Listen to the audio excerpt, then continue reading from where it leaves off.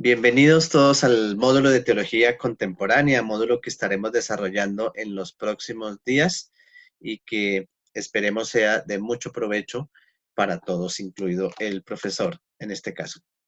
La información que tienen en sus conferencias puede ser encontrada también en estos libros, Crisis en la Teología Contemporánea de Carlos Jiménez y Teología Contemporánea en el Mundo de Harvey M. Cohn. Para iniciar y ubicarnos, la teología contemporánea tiene que ver acá en este punto, el momento histórico que corresponde al siglo XX. Estaremos estudiando teólogos del siglo XX, de los 1900, que surgen como reacción sobre todo a los cambios después de la reforma que aparecen con la crítica ilustrada, la ilustración y el periodo científico que permiten el desarrollo de una teología liberal o de un modernismo que hizo que se apartaran de las Sagradas Escrituras, de la ortodoxia y que mm, propusieran ideas liberales que vamos a estar revisando.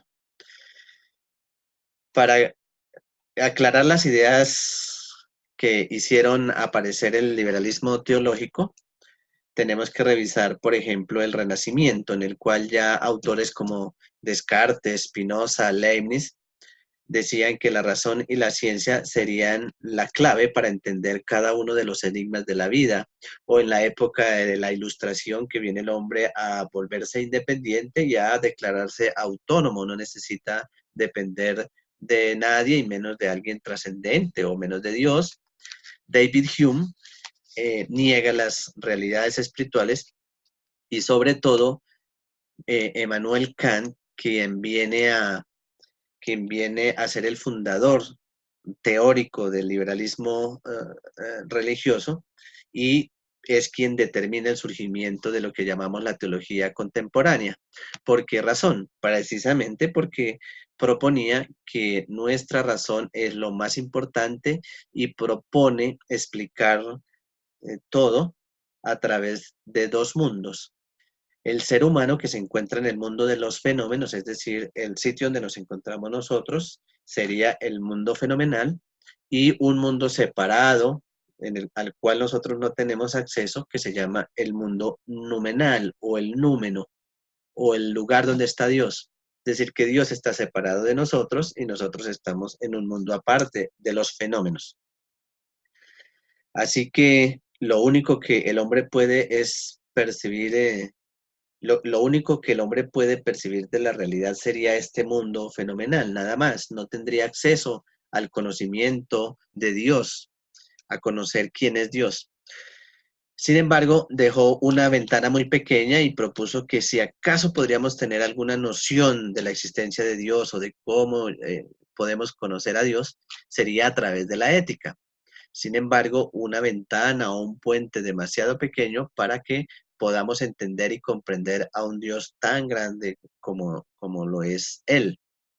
Así que los teólogos se quedan sin oportunidades de hacer teología porque no tendríamos acceso a ese conocimiento de Dios. Y esto trae unas consecuencias. Cada que se proponen ideas, pensamientos, siempre traen consecuencias, influyen en el comportamiento.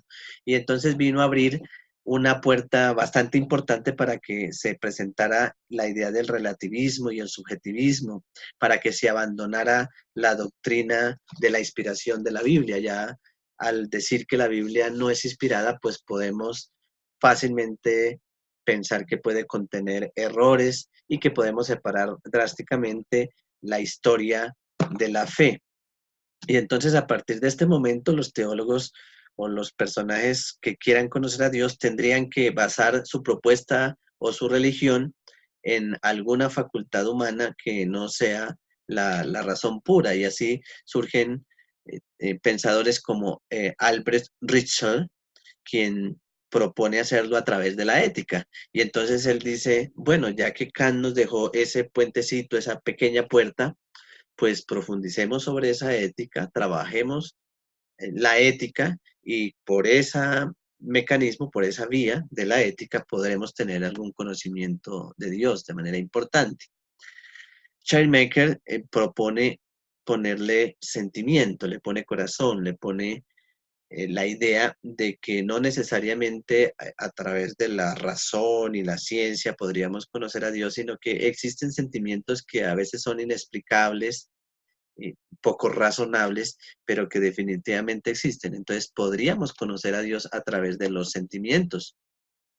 Hegel viene a entender que esa mente racional es muy parecida al mundo racional, al universo racional. Ese orden y esa capacidad de poderlo comprender puede prestarse para hacer una dialéctica idealista donde se propone una tesis. Esa tesis, al proponerla, va a generar una antítesis y a su vez se va a generar una síntesis. Y esa síntesis puede empezar una nueva tesis hasta llegar a una nueva síntesis. Así que de síntesis en síntesis en síntesis podríamos llegar a tener un conocimiento acerca de Dios. Y el menos, digamos, ubicado, sobre todo para esas fechas, para ese periodo de tiempo, sería Soren Kierkegaard, quien viene a proponer que simplemente ante la incapacidad entonces de conocer a Dios claramente, racionalmente, evidentemente, entonces lo único que podemos hacer es creer, dar un salto de fe, a pesar de que existan paradojas, de que existan contradicciones, de que no podamos comprenderlo, simplemente damos un salto, nos soltamos con confianza, ponemos parte de nuestra existencia y vamos así a descubrir que puede existir este Dios. De esta manera, a la izquierda tenemos ese modernismo, esa teología liberal, en la cual se podría resumir como una teología confiada más en la ciencia que en la Biblia, más en la ciencia que en Dios. Viene a ser la ciencia el árbitro supremo entre la verdad y el error. La Biblia estará subordinada siempre al razonamiento humano y la reforma social es la manera de redimir al mundo. También piensan que en el futuro, hacia adelante, las cosas van a ir muy bien, vamos a disfrutar de un mundo en paz, en solidaridad, el hombre será cada vez mejor y estaría separado de la ortodoxia que la tenemos acá a la derecha, que es lo que hemos creído todos en todo tiempo y lugar, la sana doctrina. Acá sí creemos en la inspiración total de la escritura y demás, pero contrasta bastante con esta teología liberal. Resulta que mmm, viene la Primera Guerra Mundial y este suceso tan importante como fue la guerra, digamos, importante en el sentido del impacto que viene entonces a poner en tela de juicio esa idea utópica de que todas las cosas van a ir bien, de que todo va a ir mejor, de que la humanidad va a ser, va a superar todo tipo de problemáticas y que la ciencia va a resolver todo. Y verdad, lo que se ve es un desastre, las consecuencias que dejan una guerra hacen reflexionar y hacen que se planteen los personajes y digan, no tiene lógica, no tiene sentido lo que predicamos, lo que decimos con los hechos que evidentemente se están mostrando. Además, se empieza a descubrir un, una falsa ecuación o esta falsa ecuación que dice que el cristianismo es igual a la cultura alemana.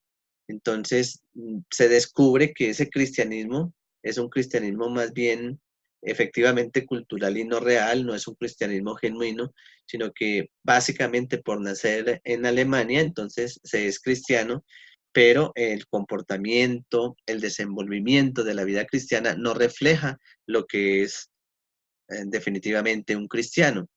Y entonces reaccionan algunos personajes a esa teología liberal, modernista, y vienen a proponer algunas ideas, algunos conceptos, algunas teologías que empiezan a acercarse a la ortodoxia. No llegan a la ortodoxia, no son tampoco liberales, sino se alejan de la liberal, algunas muy liberales aparentemente, pero tienen algunas diferencias que hacen que no sean definitivamente liberales, y entonces estas se conocen como la neo-ortodoxia, una nueva ortodoxia, que ni es ortodoxia ni es teología liberal. Y entonces el precursor de esta neortodoxia o el padre de esta neortodoxia es precisamente el teólogo Karl Barth. A través de este libro famoso, de este libro importante que escribió en 1919, viene a acabar con ese pensamiento liberal, con su predominio, con su auge, y lo pone en tela de juicio, y entonces propone una teología basada en la palabra de Dios. Libro de Romanos, somos pecadores, nos denuncia, tenemos que regresar a la Biblia. Entonces vuelve a las Sagradas Escrituras a darle importancia y denuncia esa teología liberal y propone una nueva ortodoxia. Teólogo muy importante, su teología también se llamó teología dialéctica y teología de la crisis, por esta crisis que sufre la persona cuando con su encuentro real con el Señor, con su encuentro real con Dios. Karl Barth propone que Dios es trascendente, que tenemos que mirar a un Dios que no está aquí tan, tan en todas partes y en todas las cosas como propone la teología liberal, sino que más bien está más allá, mucho más allá de nosotros, el absolutamente otro, diferente. Y por lo tanto, más bien nosotros deberíamos contestarle lo que él pregunte. Hay preguntas de Dios que demandan o reclaman respuestas del hombre.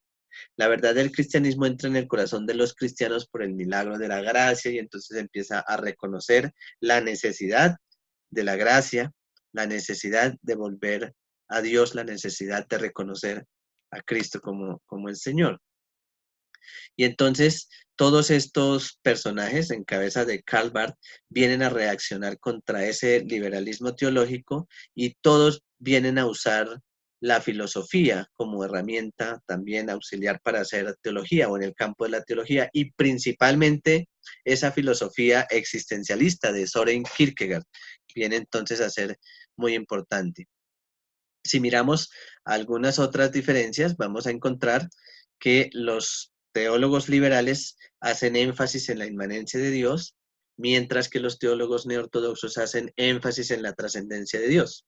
Hasta el momento solo hemos visto o estamos hablando de un teólogo neortodoxo que es Karl Barth, pero los que vamos a ver también suscriben estas diferencias. Promocionan una religión de carácter meramente cultural, los teólogos liberales, mientras que la neortodoxia condena la religión cultural como el pecado máximo. También los neortodoxos hacen énfasis en la divinidad de Cristo, mientras que los teólogos liberales hacen énfasis en la humanidad de Cristo. La teología se hace sobre la base de la ética en el caso de los liberales, en cambio los neortodoxos hacen ética basados en la teología. Son algunas diferencias que pueden allí ustedes repasar. Y entonces, la ortodoxia dice que la Biblia es palabra de Dios, en tanto que estos neortodoxos no llegaron a decir que eh, que la Biblia es palabra de Dios, sino que la Biblia llega a ser palabra de Dios, llega a ser palabra de Dios. Por eso no son ortodoxos. Miremos los aportes favorables de esa teología de Karl Barth. Pues que podemos verificar que se sacudió la tiranía de la alta crítica, eh, la crítica textual y sobre todo la alta crítica, los autores y demás de la Biblia vienen a, pues, se vienen a denunciar, se viene a quitar ese predominio de esta manera de acceder a las Sagradas Escrituras. Denuncia ese progreso humano de que todo va a ir bien, de que la humanidad va a ir mejor, y se denuncia como una utopía. También algo muy importante que hace Karl Barth es, o lo más importante sería, abrir de nuevo la Biblia, usar la Biblia para hacer teología, por supuesto, y para la exégesis teológica. La Biblia nuevamente vigente. una teología cristocéntrica con un énfasis sobre todo en una cristología ortodoxa o ortodoxa. Despojó a los teólogos liberales del predominio del método histórico en el estudio del cristianismo. Es decir, los teólogos liberales querían estudiar a través de la historia el cristianismo, la ciencia, la historia como ciencia para buscar allí estudiar el cristianismo, mientras que a Dios o a Cristo se le conoce a través de la escritura. Algunas objeciones al pensamiento de Barth. Entonces podríamos ver o vemos que la primera sería drástica distinción y equivocada distinción entre lo histórico y lo no histórico en la Biblia. Es decir, hace como un corte muy grande, se rompe lo que es historia y lo que es Geschichte. Historia en alemán es historia, en tanto que Geschichte también es historia, pero los dos tienen una acepción diferente. Cuando hablo de historia, hablo de la historia, de los hechos históricos que conocemos. Por ejemplo, se dice que en la historia que América fue descubierta en 1492. La Geschichte viene a ser una historia ya más personal, algo, eh, o bueno, algo fácil de explicar, es que nosotros como cristianos decimos antes de Cristo, cuando todos somos después de Cristo según la historia. Todos pertenecemos a la era cristiana, pero de acuerdo a nuestra Geschichte tenemos un antes de Cristo y un después de Cristo. Yo tuve una vida antes de Cristo hace más de 20 años, cuando no conocía a Dios. Esa era mi Geschichte, esa es mi Geschichte, mi propia historia. Énfasis desmedido en la distinción entre lo divino y lo humano. Va muy relacionado con el punto anterior. Entonces, ¿cuáles son las verdades ahistóricas y las históricas? Entonces, esas distinciones muy fuertes no son saludables. Dejar abierta la puerta al existencialismo, sobre todo exagerar en el existencialismo. El existencialismo viene a ser importante, pero si se le da demasiada importancia, demasiado protagonismo, puede caerse en extremos no bien recibidos. También su teología manifiesta un universalismo implícito, no lo dice explícitamente, pero implícitamente deja ver que cree en el universalismo, es decir, en la idea de que toda la humanidad va a ser salva finalmente, y también un cristomonismo, el nombre de Cristo únicamente, o centrados en Cristo. Bueno, hasta aquí rápidamente fue un pequeño paneo para que ustedes puedan hacer la lectura, su lectura y contestar las preguntas del cuestionario. Este es Bart. Vuelve a abrirnos la Biblia a través de su reacción, sobre todo a la guerra, la Primera Guerra Mundial. Escribe su libro de comentario a los romanos en 1919 y viene a abrir la puerta a la neortodoxia y es el padre de la neortodoxia con un asunto clave y no menor que es volver a abrir la escritura para hacer teología. Otro personaje, siguiendo allí sus conferencias, es Emil Brunner, otro neortodoxo, o nuestro segundo teólogo neortodoxo. Él propuso una teología o propuso la teología natural y el personalismo bíblico, que la teología o en teología la fe es útil para todo y la razón debe subordinarse a la teología. Es la teología más importante que la razón, pero la teología natural viene a ser un auxiliar legítimo, válido para hacer apologética, para defender nuestra fe, porque la teología natural es aquella que revela, ¿sí? Los cielos cuentan la gloria de Dios, es majestuoso lo que observamos, esa creación nos puede ayudar a argumentar la existencia de Dios, el orden del cosmos, el vértigo del cosmos nos puede ayudar a comprender, a comprender y conocer a Dios y sobre todo hacer defensa del cristianismo.